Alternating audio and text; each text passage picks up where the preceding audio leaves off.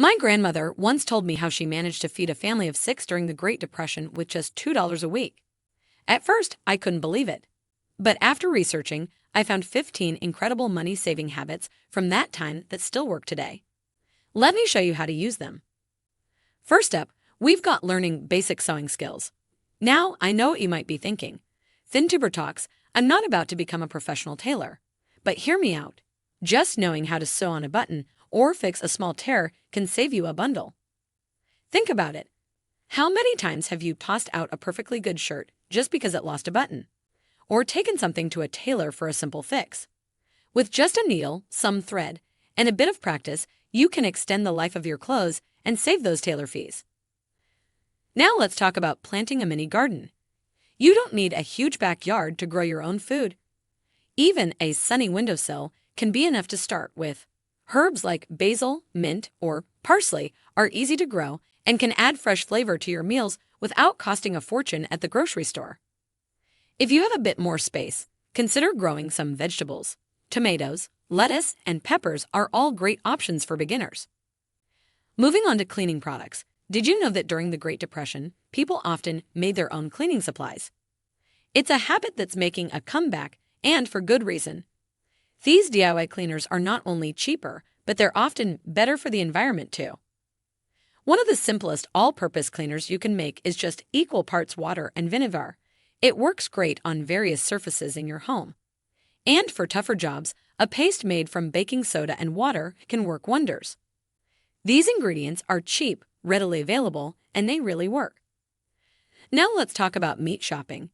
This might surprise you, but buying whole cuts of meat, like a whole chicken, can save you a lot of money in the long run. Yes, it might seem more expensive up front, but you get so much more value out of it. For example, with a whole chicken, you can roast it for dinner one night, use the leftover meat for sandwiches or salads, and then use the bones to make a delicious homemade broth. That's multiple meals from one purchase. It takes a bit more time and planning, but the savings can really add up. Saving electricity is another habit that's as relevant today as it was during the Depression. Simple things like turning off lights when you leave a room or unplugging devices when they're not in use can make a big difference on your electric bill. And here's a tip. Those power strips with an on or off switch are great for cutting power to multiple devices at once. Consider using natural light when possible, and maybe even try a no electricity hour each evening. Now let's talk about the 6th habit, which is paying with cash. I know in this digital age it might seem old-fashioned, but there's a reason this habit has stuck around. When you pay with cash, you're much more aware of what you're spending. It's easy to swipe a card without thinking, but handing over actual bills makes you pause and consider if you really need that purchase. Try this. Set a budget for discretionary spending. Each week, take that amount out in cash and use only that for your non-essential purchases. Let's talk about canning food. I know it might sound like something your grandma did, but hear me out. Canning is a fantastic way to preserve fresh fruits and vegetables when they're in season and cheap. Think about it. You can buy produce when it's at its most affordable. Then enjoy it all year round. Plus, you know exactly what's going into your food. No preservatives, no additives, just pure, homegrown goodness. Once you get the hang of it, you'll be amazed at how much money you can save on your grocery bill. And there's nothing quite like opening a jar of summer peaches in the middle of winter. Next up, let's talk about kitchen scraps. Now, I'm not suggesting you eat garbage, but there's a lot of good stuff we tend to throw away without thinking. For example, did you know you can regrow green onions just by putting the white ends in water? Or that carrot tops make a great pesto.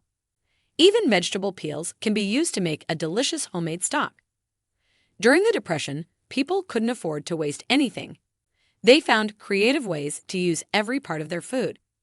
By adopting this mindset, you're not only saving money, but you're also reducing waste. Water conservation is another habit that's as relevant today as it was during the Depression.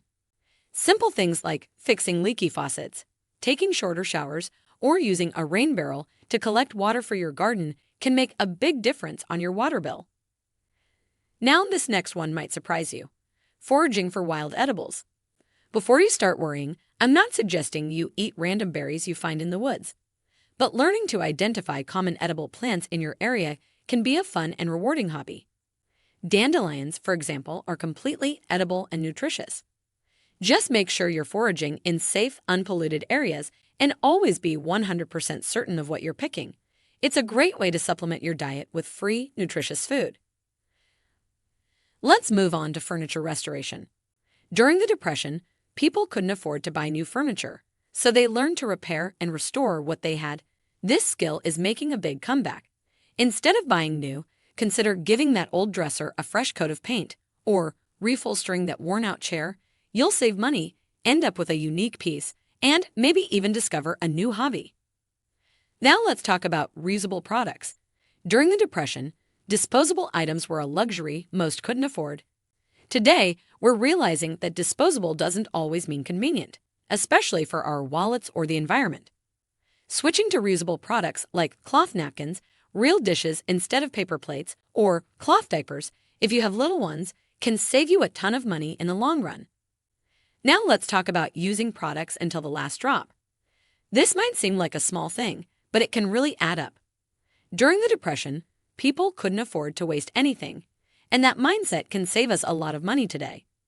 Think about all those half-empty bottles of shampoo or lotion you've thrown away. There's still plenty of product left in there.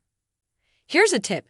When your shampoo bottle seems empty, add a little water, shake it up, and you'll get a few more uses out of it. For toothpaste, cut the tube open when you can't squeeze any more out. You'll be surprised how much is still in there. Next up, let's consider natural remedies for minor ailments. Now, I'm not saying to ignore your doctor's advice, but for minor issues like headaches or indigestion, there might be natural solutions right in your kitchen. During the Depression, people couldn't always afford medicine, so they turned to nature. For example, ginger tea can help with nausea, and a warm compress can ease muscle aches. Honey is great for soothing sore throats. These remedies are often cheaper and have fewer side effects than over-the-counter medicines. Plus, you probably already have most of these ingredients at home. Just remember, for any serious or persistent health issues, always consult with a healthcare professional.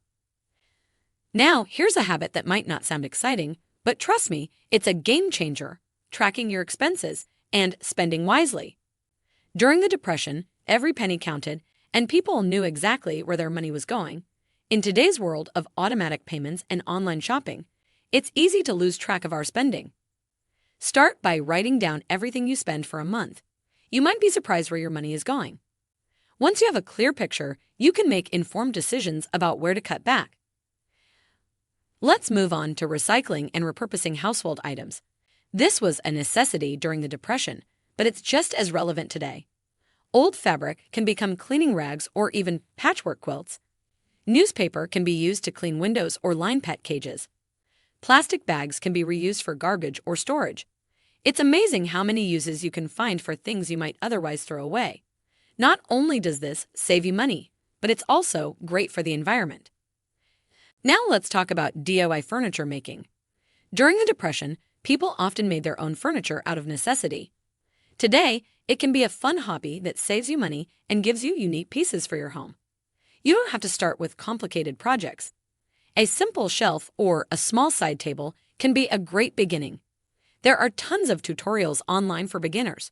Not only will you save money on furniture, but you'll also gain a valuable skill. Lastly, let's discuss investing in basic tools and supplies for home repairs. During the Depression, calling a repairman for every little thing wasn't an option. People learned to fix things themselves, and that's a habit we can benefit from today. Start with the basics: a good hammer, screwdrivers, pliers, and a wrench. Learn how to do simple repairs like fixing a leaky faucet or patching a hole in the wall. So, we've covered a lot of ground with these 15 Depression-era habits. Remember, you don't have to do everything at once. Start small, maybe try making your own cleaning products or tracking your expenses for a month. Pick 1 or 2 habits that resonate with you and give them a try. I'd love to hear from you. What frugal habits do you use in your daily life? Share your tips in the comments below. Thanks for watching.